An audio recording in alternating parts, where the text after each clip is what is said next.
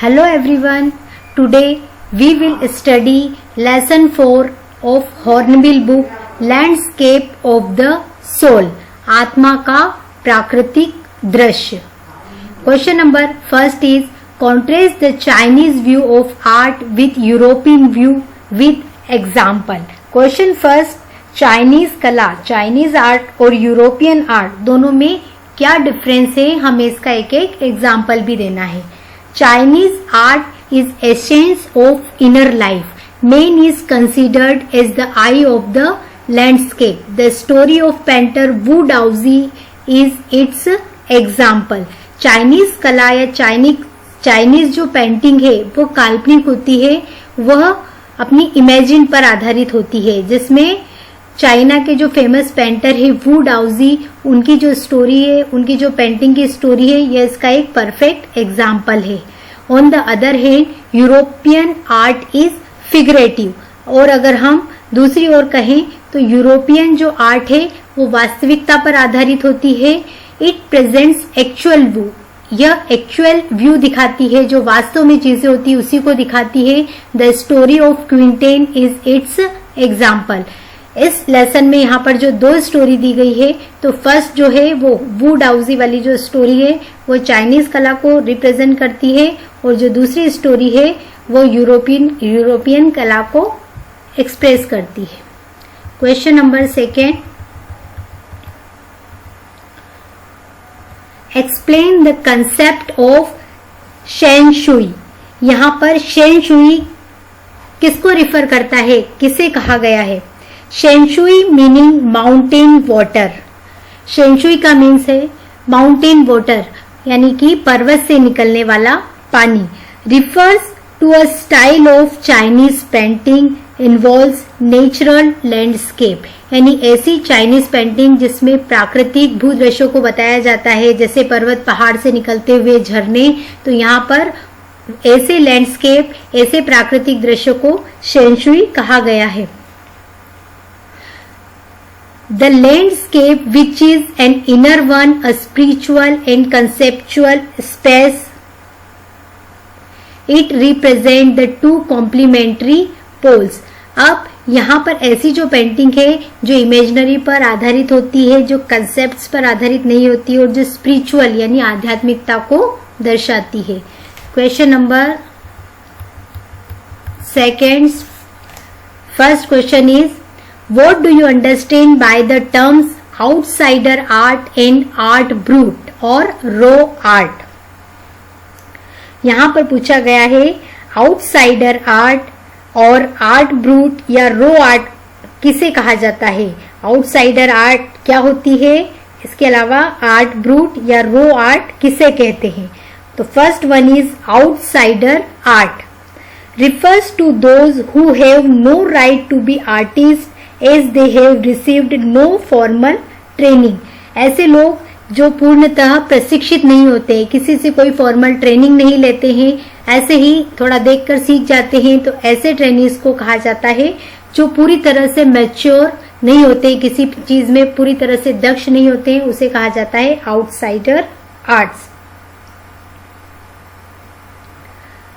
First art brut और raw art. अब art brut या रो आर्ट का मीन्स होता है are the works of act in their raw states of regards culture and artistic influence. अब ऐसे लोग, जो आर्ट ब्रूट का मीन्स होता है ऐसी कला, ऐसी विचारधारा जो पूरी तरह से मैच्योर नहीं होती है, लेकिन जो सांस्कृतिक और कला के प्रभाव से विकसित होती है, उसे कहा गया है यहाँ पर आर्ट ब्रूट या रो आर्ट. और रो आर्ट का एक परफेक्ट एग्जाम्पल है चंडीगढ़ में बना हुआ, भारत के चंडीगढ़ में बना हुआ रॉक गार्डन, जहाँ पर वेस्ट जो मटेरियल्स होते हैं, जो पत्थर हैं टूटे फूटे, उनसे बहुत ही सुंदर पेंटिंग बनाई गई है वहां पर पूरे गार्डन में, जो बहुत ही फेमस है, इंडिया के चंडीगढ़ में बना हुआ rock garden. Question second is who was the untutored genius who created a paradise and what is the nature of his contribution of art? Untutored genius, अप्रशिक्षित अप्रशिक्षित व्यक्ति लेकिन जो प्रतिभाशाली हो, जो जीनियस हो, वह कौन था जिसने स्वर्ग का निर्माण किया और उसकी कलात्मक योगदान की शैली क्या थी? The untutored genius who created paradise. Untutored genius जिसको कोई स्पेशल प्रशिक्षण या ट्रेनिंग नहीं दी गई लेकिन जो बहुत प्रतिभाशाली था, जिसने की पैराडाइज यानी कि स्वर्ग का निर्माण किया। Was neck Chand an 80 years old creature director who made the world famous rock garden at Chandigarh. तो यहाँ पर ऐसा जीनियस बताया गया है, उस व्यक्ति का नाम था नेक चंद जो 80 इयर्स का था और जिसने इंडिया के पंजाब चंडीगढ़ में जो है एक फेमस रॉक गार्डन उसको बनवाया था। He was an outsider art. वो एक आउटसाइडर आर्ट था, उसने कहीं से कोई प्रशिक्षण की ट्रेनिंग नहीं ली थी, प्रशिक्षण नहीं लिया था, लेकिन फिर भी उसने इतना सुंदर जो गार्डन था उसका निर्माण किया। In which he sculpted with stone and recycled material. उसने पत्थरों को तराश कर स्कल्पचर वो वास्तुकला बनाई थी और जो रिसाइकल्ड मटेरियल्स ऐसी चीजें जो वेस्ट हो गई थी उनसे बनाया था। One of his famous creations are woman by the waterfall. वहां पर वुमन बाय द वाटरफॉल जो एक बहुत ही सुंदर रॉक पेंटिंग में से एक है, वहां की फेमस कलाकृति है। Next question is the emperor may rule over the territory he has conquered but only the artist known the way within. शासन अपने जीते हुए क्षेत्र पर ही शासन कर सकता है, लेकिन अंदर का एक रास्ता जो है वह कलाकार ही जानता है। कोई भी एम्परर है, किसी भी राज्य पर शासन करता है, लेकिन उसके अंदर की जो बातें हैं, वहां की दृश्य कैसा है, वहां के लोगों का जीवन कैसा है, इस चीज को वहां का जो भी आर्टिस्ट है, कलाकार ही है, वो अच्छे से जानता है। इस सेंटेंस को हम अपने शब्दों में कैसे एक्सप्लेन करेंगे? This sentence explain the fact that even though the emperor might rule an entire kingdom and have power over his conquered territory।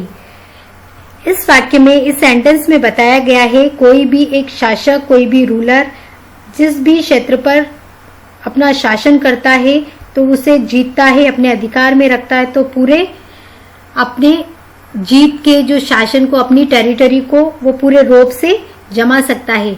Only an artist would be able to go by and any materials appearance.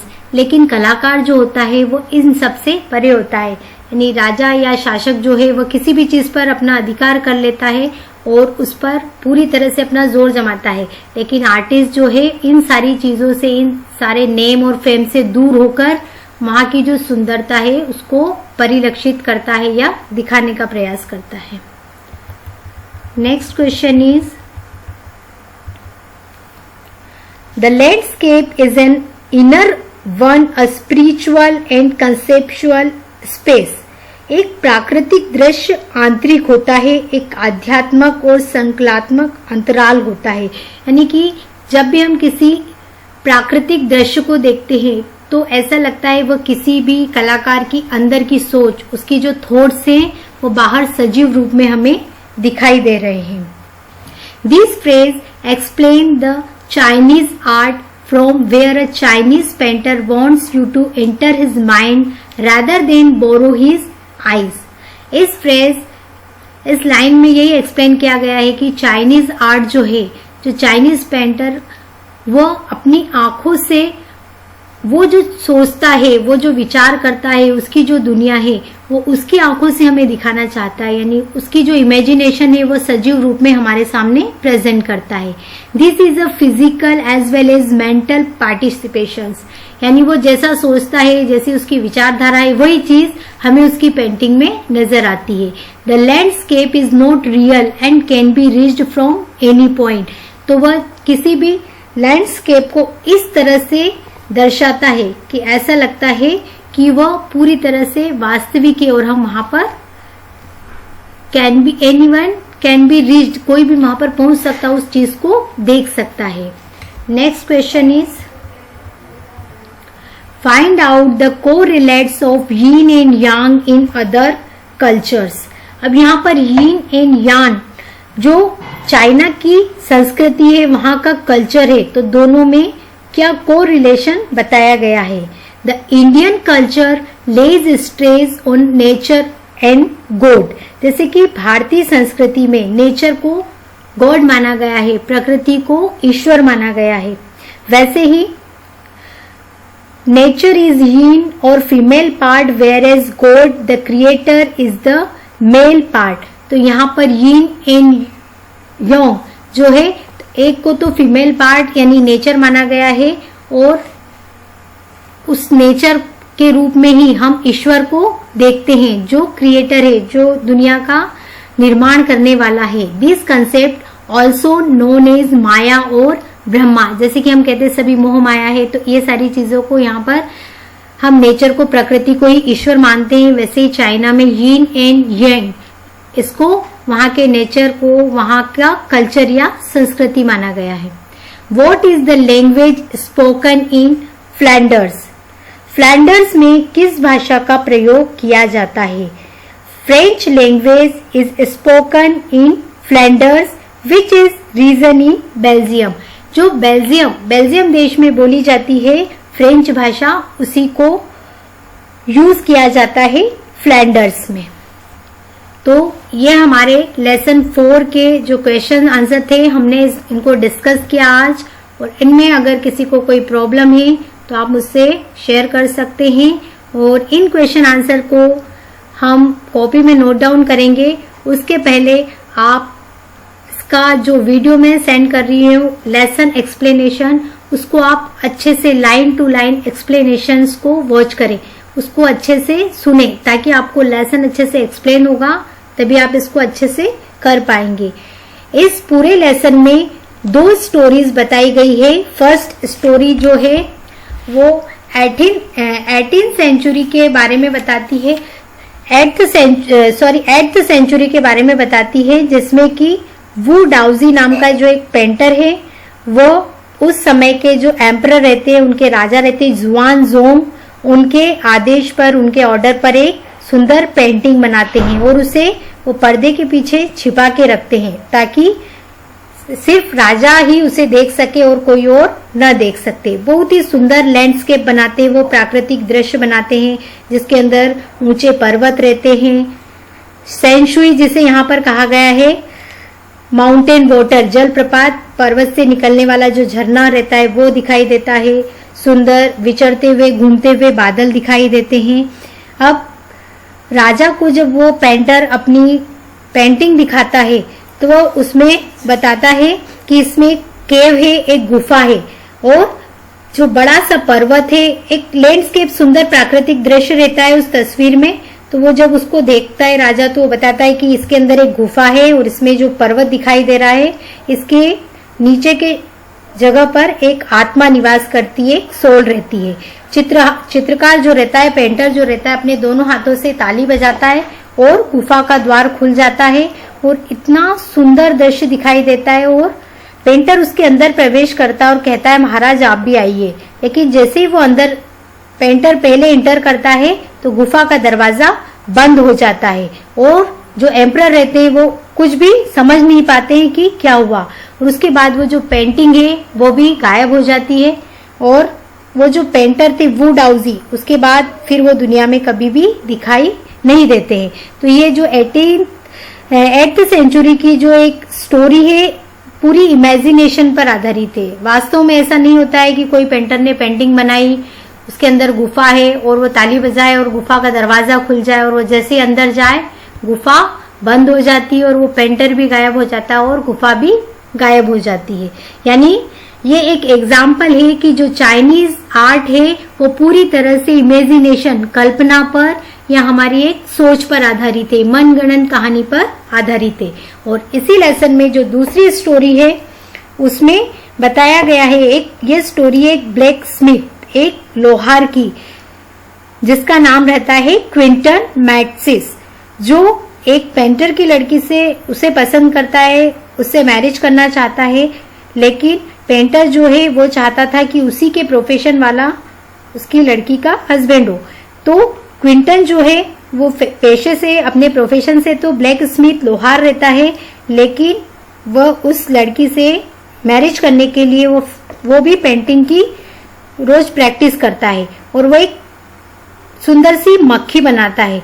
अब जब वो Quinton जो एक सुंदर सी मक्खी बनाता है और जो लड़की के पिता है उस मक्खी को देखते हैं तो उन्हें लगता है बिल्कुल सजीव मक्खी बनी हुई है, ऐसा लगता है अभी जीवित हो जाएगी। उन्हें पता ही नहीं चल पाता है कि ये वास्तव में एक चित्र है मक्खी का या वास्तविक मक्खी है, तो वो उसे भगाने का प्रयास करते हैं। तब उन्हें पता चलता है कि ये तो किसी की बनाई हुई पेंटिंग है और वो इतने ज्यादा इम्प्रेस हो जाते हैं कि क्विंटन को अपने पास ट्रेनिंग लेने के लिए रख लेते हैं और अपनी बेटी से उसका विवाह भी कर देते हैं। तो ये एक यूरोपियन स्टोरी थी। तो दोनों स्टोरी में डिफरेंस है। फर्स्ट स्टोरी जो थी 8th सेंचुरी की, जिसमें वुड हाउसी जो है पूरी काल्पनिक कहानी है उनकी,